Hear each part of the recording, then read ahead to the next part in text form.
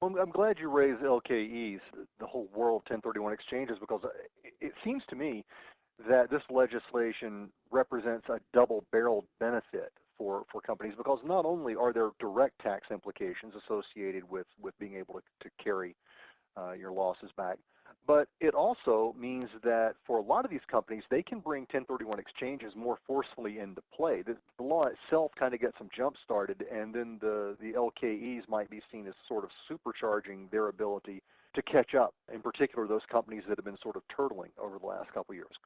Is that a fair statement? I agree completely. And the two barrels that you described are one is that companies who thought they were going to be inherently tax sheltered against their profits next year, as I was indicating, if they were able to monetize those NOLs because they can reach back to previous profitable years 5 years ago and 4 years ago, that means they may find themselves being in a higher tax bracket next year on profits than they thought they were going to be. And at the same time, the application of those recently monetized, formerly paid taxes in the form of equipment acquisition means that they will have all the more purpose for looking for the tax efficiencies. So I agree completely with your double-barreled analysis. I noted earlier that you have a particular expertise with respect to the leasing industry. You spend a lot of your time in dealing with leasing firms. What would be your advice for businesses in that industry specifically? Leasing has been hard hit, like all industries recently, as lessees, the users of equipment, are curtailing or reducing dramatically the amount of equipment that they're acquiring. It becomes harder and harder for leasing companies that have portfolio to be as confident that the runoff in their portfolio is going to be replaced with new volume. Volume across the industry has been down, and if we look at signs of pickup, or if we look at the likelihood of an increased amount of equipment financing coming partly as a result of a general recovery, partly as a result of these particular tax stimuli that are adding fuel to that recovery, leasing companies, I think, are looking forward with a little more optimism about the potential for volume increases going forward. And as volume increases, it means that there may be more equipment of like kind coming into their portfolios than is going out, or maybe it becomes a closer balance.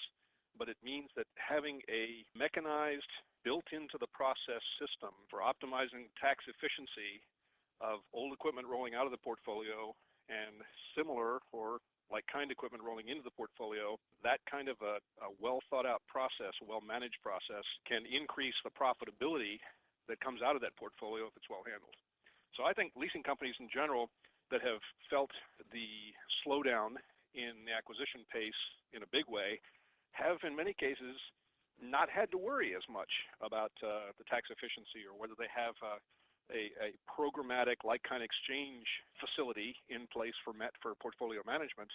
And now if volumes are going to start increasing, it'll place ever more importance on making sure that they're wringing every dollar of profit out of the portfolio. It sounds like good news all the way around. It's nice to hear someone with your level of experience and expertise reinforcing the idea that this hope is a good thing, that we're actually not imagining it or we're not being carried away by wishful thinking. It sounds like perhaps we are talking about reality here. So that's good news, I know, for me, and I'm sure for a lot of our listeners. I will qualify a little bit that there is a degree of optimistic hope. As I put the pieces together, I think there's more than a reasonable case to be made, building from the bottom up, that we have reasons to be more optimistic than we have had in a while. Well, that's good news. Joe, I'd like to thank you for joining us today. It's always a pleasure talking to you. Hopefully we can invite you to come back sometime and talk about how right on the money your predictions were. Would that be fun? It would be fun. Okay. I hope we have occasion to talk about that, Sam.